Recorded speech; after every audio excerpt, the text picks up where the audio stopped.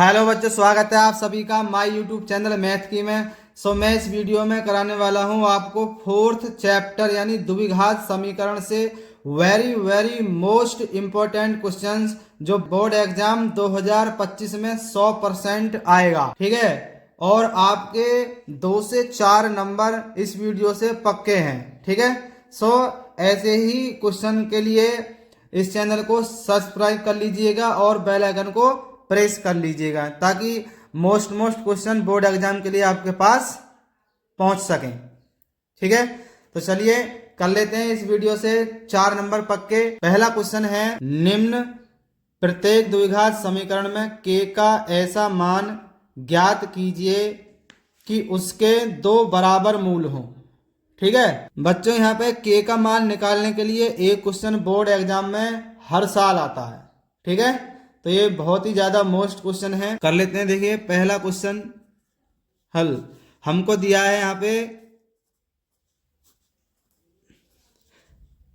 2x² plus kx plus 3 बराबर 0। अब हमको यहाँ पे इससे तुलना कर लेनी है। द्विघात समीकरण का व्यापक रूप है हमारे पास ax² plus bx plus c बराबर 0। तो इससे हम ए बी सी के मान निकाल लेंगे हम। ठीक है, तो हम थोड़ा सा और अच्छा रहेगा यहाँ पे अगर लिख भी लेंगे तो इसको हम समीकरण फर्स्ट मान लेते हैं और हम यहाँ पे लिख लेते हैं। मैंने यहाँ पे लिख लिया है कि समीकरण फर्स्ट की तुलना ax² plus bx plus c बराबर 0 से करने पर, तो यहाँ पर a बराबर आ जाएगा हमारे पास ax² यानी a का x² का गुणांक क्या होता है a, और b का मान आ जाएगा x का गुणांक। तो x का गुणांक क्या है हमारे पास यहाँ पे k, तथा c बराबर क्या है हमारे पास, c होता है अचर पद। तो अचर पद कितना है यहाँ पे 3। तो यहाँ पे ए बी सी के मान निकल कर आ गए। अब ये सवाल में कह रहा है कि उसके 2 बराबर मूल होने चाहिए। k का ऐसा मान हमको ज्ञात करना है, तो हम ये पता होना चाहिए कि समीकरण के द्विघात समीकरण के 2 बराबर मूल कब होते हैं। देखिए यहाँ पे 3 कंडीशनें दे रखी हैं। इसमें कह रहा है यदि b² माइनस 4ac 0 से बड़ा है तो 2 वास्तविक मूल होते हैं।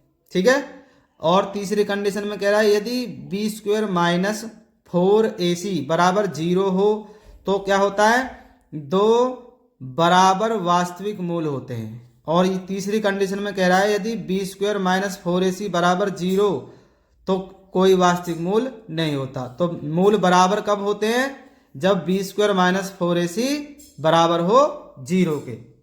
ठीक है, तो हमें ऐसी कंडीशन के लिए k का मान निकालना है। तो हमको यहाँ पे क्या करना होगा, थोड़ा सा लिखना होगा कि हम मान लेंगे यहाँ पे माना इस समीकरण के 2 बराबर मूल हैं। ठीक है, तो हम मान लेते हैं, यहाँ पे लिख लेते हैं। बच्चों मैंने यहाँ पे ये लिख लिया है कि माना समीकरण फर्स्ट के 2 बराबर मूल हैं। अब 2 बराबर मूल हैं तो इसका मतलब हम क्या लिख सकते हैं कि b² माइनस 4ac बराबर 0। ठीक है ना, ये यहाँ पर के b² माइनस 4ac बराबर हो तो 2 बराबर वास्तविक मूल होते हैं, यानी 2 बराबर वास्तविक मूल होंगे समीकरण के, तो क्या होना चाहिए, b² माइनस 4ac बराबर 0 होना चाहिए।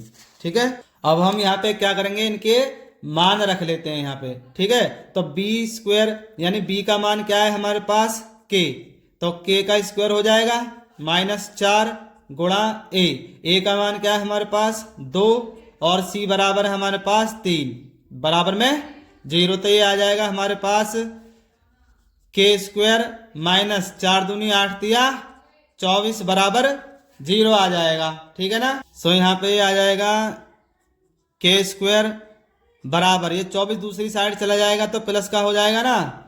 ठीक है, अब यहाँ पे क्या करेंगे हम, स्क्वायर जब दूसरी साइड जाएगा यानी हम लिख सकते हैं दोनों पक्षों का वर्गमूल लेने पर, तो यह जाएगा k बराबर प्लस माइनस √24।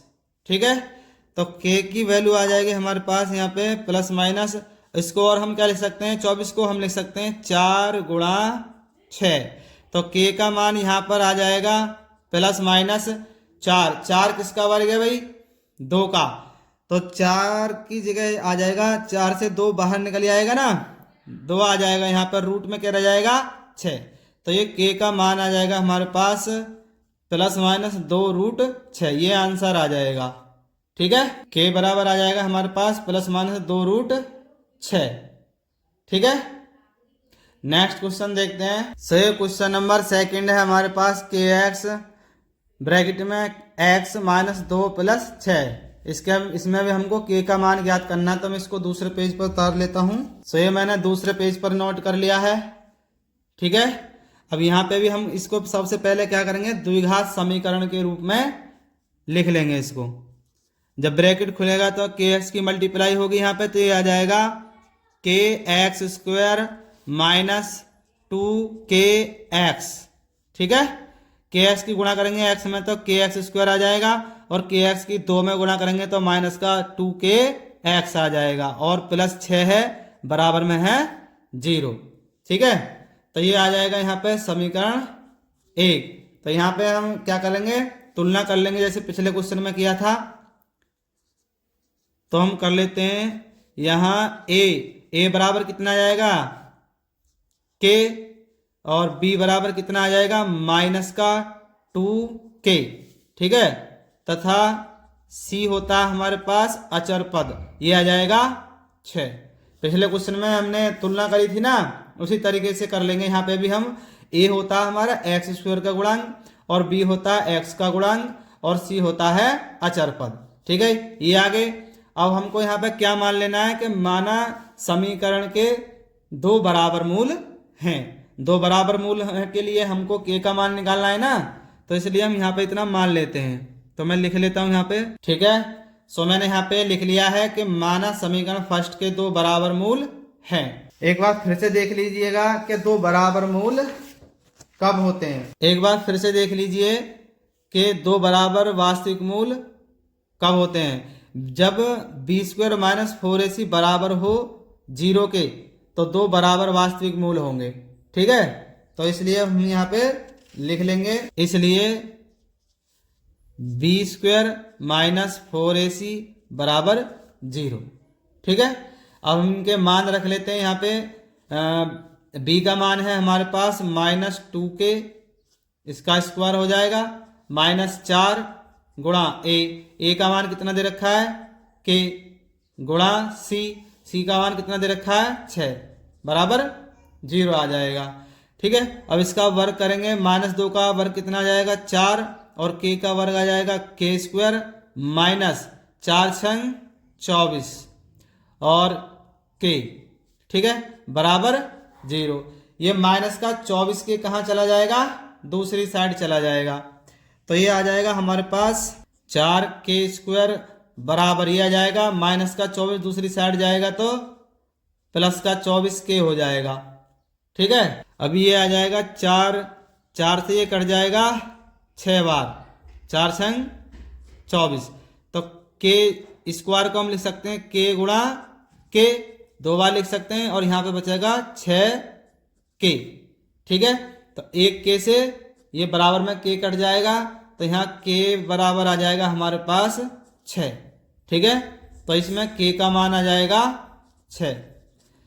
तो ये 4th चैप्टर से बार बार आने वाले क्वेश्चन थे, जो एक क्वेश्चन हर बार आता है k का मान निकालने के लिए, इसलिए ये क्वेश्चन मोस्ट है। बच्चों, अगर वीडियो अच्छी लगी हो तो इस वीडियो को लाइक ज़रूर कर दीजिएगा। ठीक है, धन्यवाद।